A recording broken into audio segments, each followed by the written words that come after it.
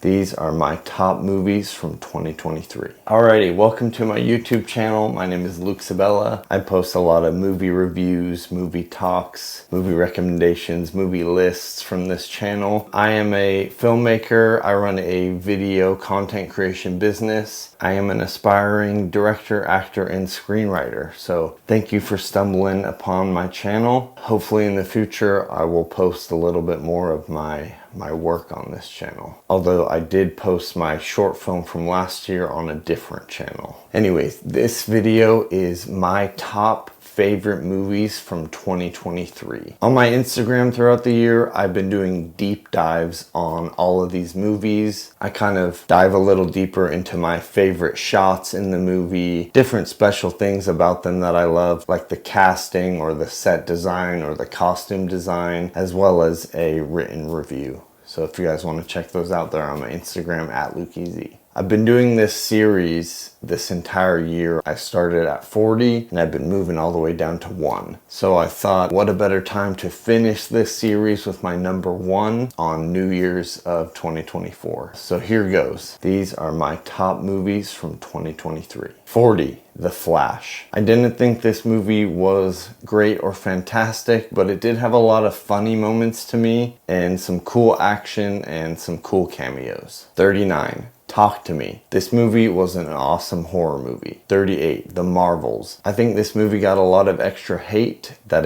I don't think it deserved. I thought it was actually a pretty good, just fun, entertaining movie. Wasn't anything special, but I thought it was pretty good. 37. Elemental. This was a solid animated movie. This was a solid animated movie by Pixar. Had a good story and cool animation. 36. Nimona. This was a pretty sick animated movie. It's like kind of mixes knights in medieval time with like a kind of futuristic vibe. Pretty good watch. 35. Anyone But You. This was a funny rom-com, which honestly, let's bring back more rom-coms. I thought Glenn Powell was hilarious and I like him in pretty much anything he does. And Sydney Sweeney was pretty funny too. 34. The Marsh King's Daughter. This was a cool action thriller. Me and my cousin Kevin saw this and we were shocked at how low the critics' reviews were, but we thought it was pretty good, and also Daisy Ridley kills it. 33. Sound of Freedom. This movie was an awesome story, and it's a very cool faith-based story with an awesome message and an awesome mission. If you have faith or you're interested in checking something like that out, this was one of the best movies in a long time for that community. 32. The Boy and the Heron. This movie was interesting to me, just like all of Hayao Miyazaki's movies. It has beautiful animation and some really epic moments, but there's also some really weird parts and really interesting parts and just some kind of confusing parts in the story. 31. The Little Mermaid. This was the live action Little Mermaid. I thought this was a pretty good movie and a pretty good take on the original animated movie, and I thought Halle Bailey definitely killed it and the rest of the cast. 30. Dungeons and Dragons. This was a hilarious movie and an awesome medieval movie. If you love funny comedies and medieval, knights, swords, all that kind of fun stuff, this was an awesome watch. 29. Wonka. This was a cool, pretty good movie. For me, the shining star of this movie was Timothée Chalamet as Willy Wonka. I thought he was really good and really funny and charismatic, and I thought he was honestly better than the movie was. But overall, pretty decent movie, worth the watch. 28. Mission Impossible Dead Reckoning. This was an awesome action movie. A lot of people think Tom Cruise is kind of cheesy or whatever, but I'll watch his movies. I think they're good. A lot of cool action moments and some great acting from Tom Cruise, Rebecca Ferguson, and Haley Atwell. 27. Napoleon. Now this movie was kind of a letdown. I thought this was going to be way higher for me, and I can't even put my finger on what didn't really work for me. It just wasn't the vibe that I was expecting from the trailer, but overall still a pretty good movie.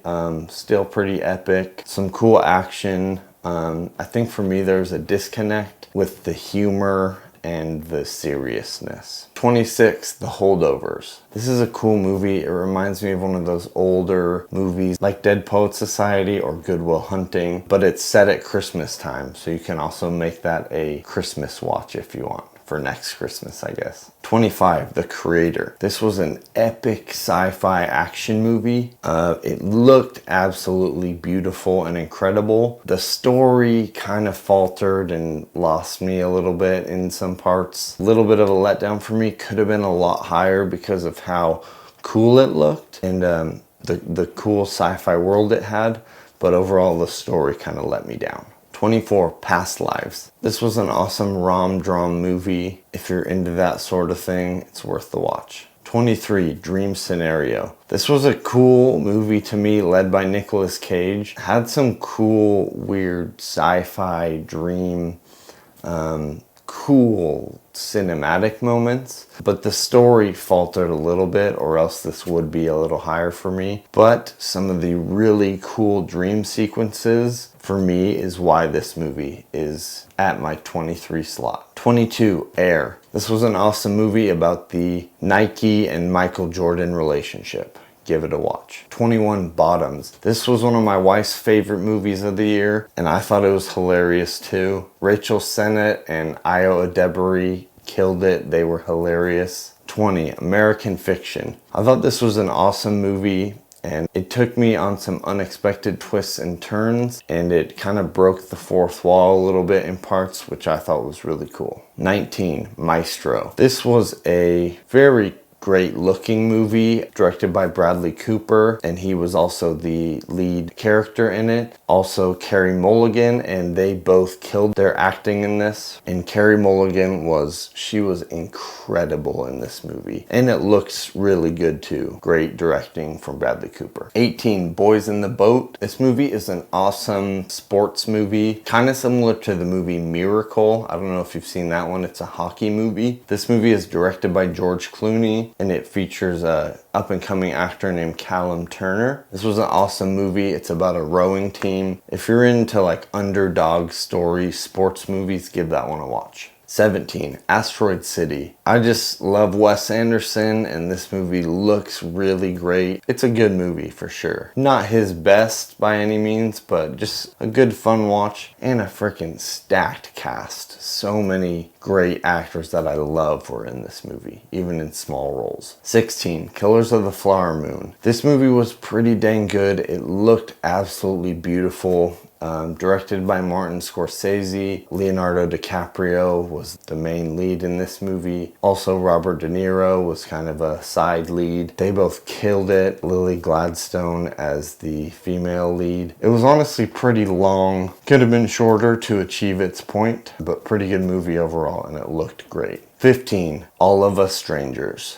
A lot of people might not know about this movie. Paul Mescal is kind of one of the leads in this, and I really like him, so I watched it. It had a really cool twist at the end of the movie that I thought that bumped it up a lot for me, and it just looked good, looked cinematic, looked pretty, and great acting, of course. 14, the Super Mario Brothers movie. This was an awesome animated movie. If you're nostalgic, if you played any of these games growing up, then you will definitely love that movie. If not, I'm sure you will still enjoy it. It's a good movie overall. 13, Beau is Afraid. This movie is a crazy horror, thriller, comedy, adventure. Joaquin Phoenix is the lead. This just has some crazy moments, really cool cinematography, really weird mind dream moments, but overall just a really, really cool movie and a good watch for me. 12, The Hunger Games, Ballad of Songbirds and Snakes. I thought this was a pretty good movie. I love the main Hunger Games series, and I also read this book of the prequel. I thought the movie did a pretty good job of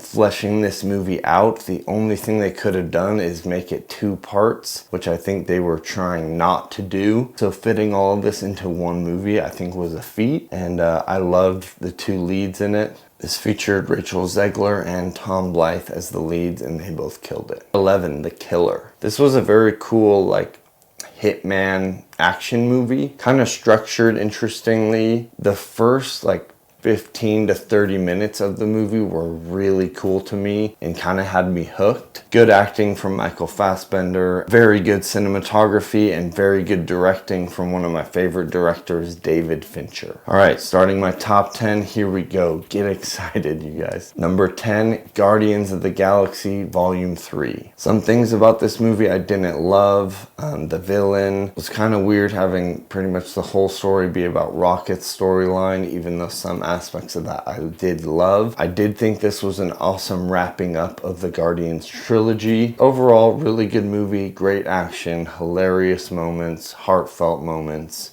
Good movie. Number 9, Godzilla -1. Now, I don't normally watch Godzilla movies, but I heard this one was special, so I gave it a watch. It is special. This is a very cool movie. It's not like the other modern Godzilla movies. It's a lot more grounded, and it feels like an old Godzilla movie mixed with a modern movie, but it's not like one of those monster fighting monster movies that I know a lot of people kind of hate on. This was a cool, unique story. Very cool movie. Beautiful cinematography. Number 8, Anatomy of a Fall. Great movie. Great acting. Great story. Great cinematography. Really cool, like, I don't want to give too much away, but it's about a court case and about, they think the wife pushed her husband out of a window and she's saying she didn't do it, and it's about their relationship and about the whole court case following her husband's death. Number 7, Poor Things.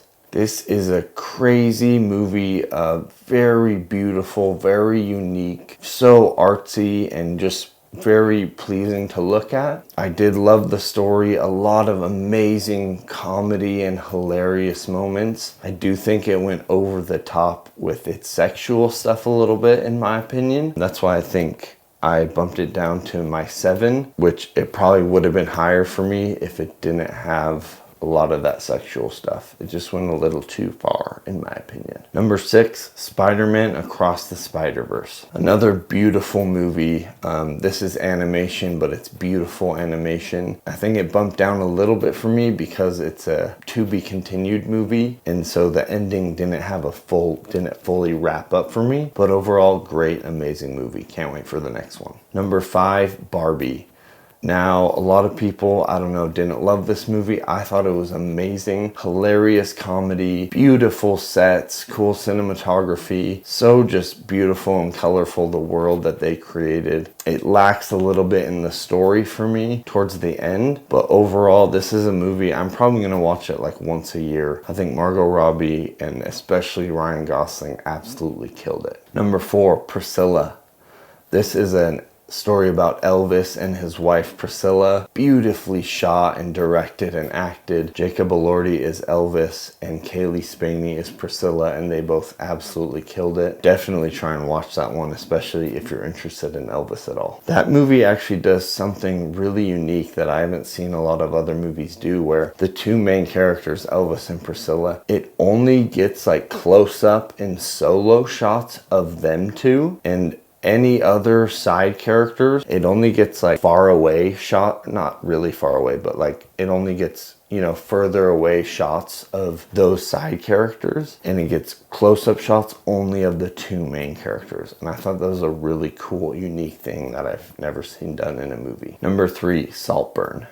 This is a crazy movie experience. Beautiful cinematography again, and great acting from Barry Keoghan and Jacob Elordi, and some kind of interesting, weird sexual moments, if you can get past that weird stuff, but not overtly sexual, just kind of weird. Don't want to give spoilers, but the twist, the ending of this movie is absolutely insane, and that's what brings it up so high for me. Number 2, Oppenheimer, directed by one of my favorite directors, Christopher Nolan. Very long movie, but also just a very cool movie about Oppenheimer. Beautiful cinematography, great acting, great cast, so many great actors and actresses in this movie. This was just such a cool movie. It's not my number one because I think it was a little long and a little confusing, but the ending and the twist are really cool and kind of make up for it. My number one movie of 2023 is the movie The Iron Claw. This movie was just such a cool, beautiful movie. Again, great cinematography, great acting. Zac Efron absolutely kills it.